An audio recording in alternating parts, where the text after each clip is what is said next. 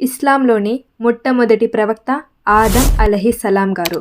వీరినే ఈ ప్రపంచపు మొట్టమొదటి మానవుడు అని కూడా అంటారు. అల్లాహుతాలా తమ ప్రియమైన అనుగ్రహంతో వీరిని మట్టితో తయారు చేశారు. ఆదం అలైహిస్సలాం గారికి తోడుగా అల్లాహుతాలా హవ్వా అలైహిస్సలాం గారిని ప్రసాదించారు.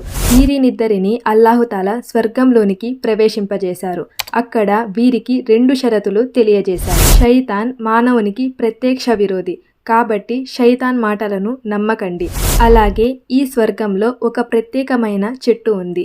ఎట్టి పరిస్థితుల్లోనూ ఆ చెట్టు యొక్క ఫలాలను తినకండి అన్న 2 షరతులను తెలియజేశారు. ఈ 2 షరతులతో వారిద్దరూ స్వర్గంలో సంతోషంగా నివసిస్తూ ఉండేవారు. వీరిద్దరి సంతోషాలను షైతాన్ చూడలేకపోయింది.